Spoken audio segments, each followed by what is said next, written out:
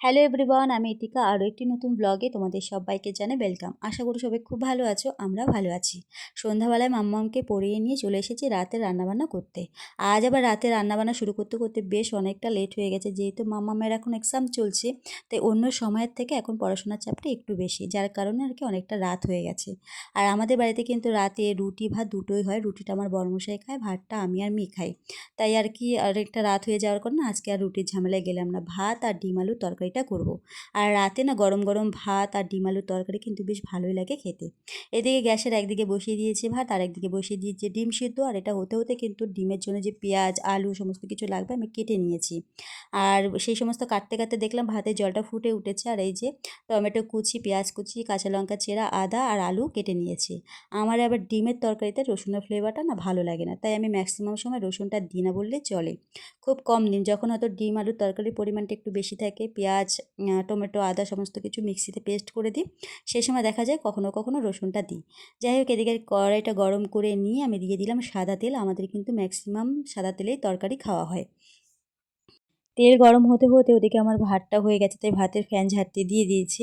আর তেলটা একটু বেশিই গরম হয়ে গেছে, আলু দেওয়া মাত্রই আলুর কালারটা চেঞ্জ হয়ে গেছে।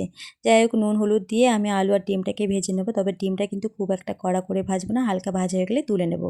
আর এই সিজনের সময় না আলুগুলো খেতে খুব মিষ্টি লাগে, আর সিদ্ধ একদম হতে চায় না। চন্দ্রমুখী আলু খেতে যাও একটু ভালো লাগে, ওই আলুগুলো রান্নার ব্যাপারটা আমি বুঝি না। সবজিতে দেওয়ার আগে, সবজি সিদ্ধ হওয়ার আগে আলু সিদ্ধ হয়ে গলে ঘ্যাট হয়ে যায়। আমার আবার যে কোনো তরকারির মধ্যে একটু আলুর ছোঁয়া না থাকলে ভালো লাগে না খেতে। তবে আমার বর মাংসের আলু ছাড়া সবজিতে সেরকম একটা আলু খেতে পছন্দ করে না। মানে আলুর ক্ষেত্রে যদি আমার বর পূর্ব দিকে যায়, আমি পশ্চিম দিকে যাই, এরকম একটা ব্যাপার। যাই হোক, আলু আর ডিমটা ভাজা হয়ে গেছে। এরপর তেলে দিয়ে দিয়েছিলাম ফোড়নের জিরে। জিরেটা একটু ভাজা হয়ে গেলে দিয়ে দিয়েছি পেঁয়াজ কুচি, আদা আর কাঁচা লঙ্কা চেরা। তারপরে সেটাকে হালকা ভেজে নিয়ে দিয়ে দিলাম টমেটো কুচি। টমেটোর মধ্যে দিয়ে দিয়েছিলাম একটু নুন, যাতে তাড়াতাড়ি করে মশলাটা সিদ্ধ হয়ে যায়। এরপর হালকা একটু জল দিয়ে নিয়েছি যাতে মশলাটা পুড়ে না যায়। কিছুক্ষণ নাড়াচাড়া করে দিয়ে দিলাম হলুদ। তারপর মশলা খুব ভালো করে কষিয়ে নিয়েছি যতক্ষণ না তেলটা ছেড়েছে। তেল ছাড়ার পরে আবারও সেই ভেজে রাখা আলু আর ডিমটা দিয়ে দিয়েছি। তোমরা এরকম রসুন ছাড়া একবার আমার মতো করে ডিমের তরকারিটা করে দেখো, খুব ভালো লাগবে খেতে। আর শীতের রাতে তো গরম গরম ভাত আর ধোয়া ওড়া এরকম ডিম আলুর তরকারি খেতে দুর্দান্ত লাগে।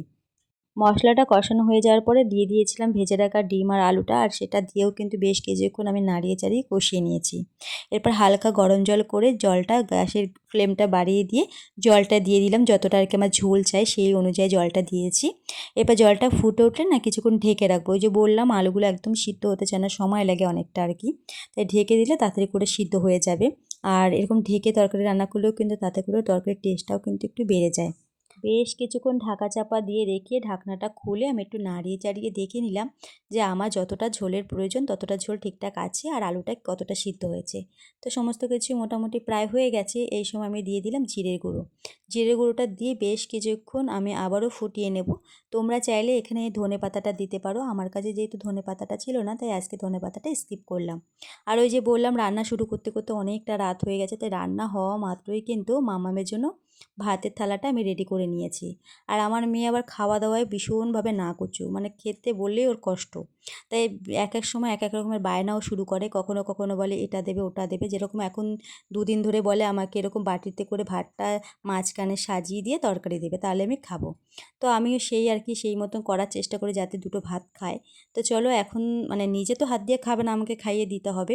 তাই সবার প্রথমে তরকারি হওয়া মাত্রই ওর জন্য ভাতের প্লেটটা সাজিয়ে নিয়েছি, ওকে খাইয়ে নিয়ে তারপরে আমরা খাবো। তাহলে চলো, আজকের ব্লগের গল্পটা এখানে এন্ড করছি। আবারও তোমাদের সাথে গল্প হবে নতুন একটা ব্লগ নিয়ে। ততক্ষণ সবাই ভালো থেকো, সুস্থ থেকো, টাটা।